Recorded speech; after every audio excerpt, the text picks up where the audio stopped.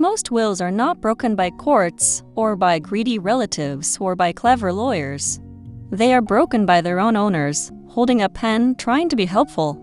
Today, the 5 most common ways people accidentally sabotage their own will, and how to make changes the safe way. This is not a rare problem. In one California judicial report, 37% of contested probate cases involve documents ruined by do-it-yourself errors. And when families end up fighting in court, the average legal bill in those cases passed $60,000. The mistakes themselves? Usually 5 minutes of carelessness. Let's count them down. Mistake number 1. Editing the will itself. It feels so natural. Cross out your ex-brother-in-law's name, write the new amount in the margin, initial it, done. Except courts do not read margins. At best, your scribbles are ignored. At worst, they cast doubt on the whole document, and a judge starts asking who else had a pen.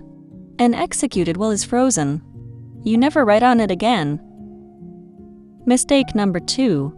Using the wrong witnesses.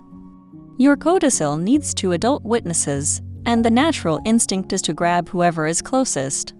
Your daughter. Your husband. The people at your kitchen table. Here is the problem.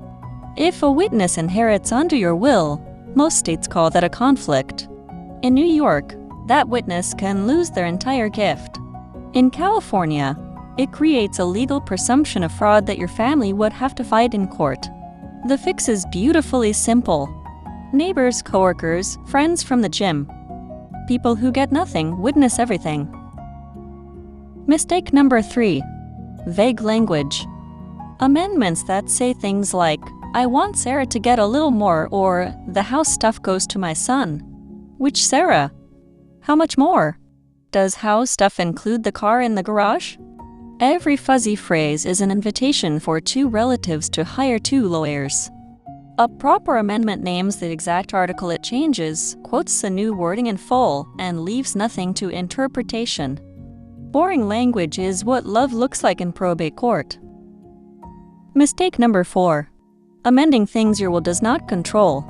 People write codicils to change who gets the life insurance, or the 401k, or the payable on death savings account. Those assets never pass through your will. They go straight to whoever is named on the beneficiary form at the insurance company or the bank.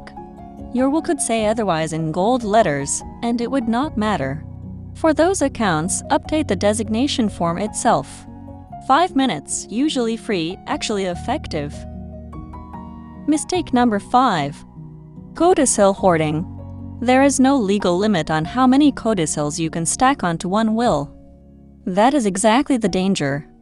By the 3rd Amendment, your executor is cross-referencing a paper trail where one document changes another that modified a 3rd. Contradictions creep in, and contradictions are how estates end up in litigation.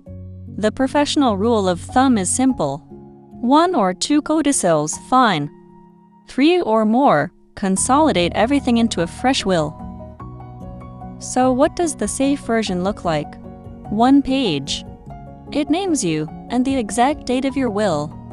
It states the one change you are making in precise words. You sign it in front of 2 witnesses who inherit nothing, all in one sitting.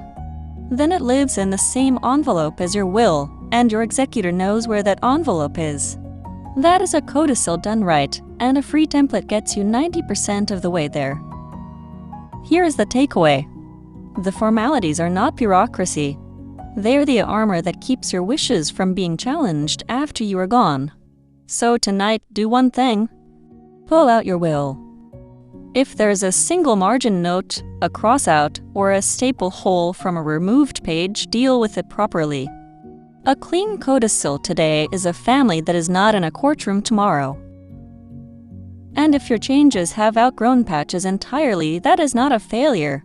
That is just life. Write the new will and sleep well.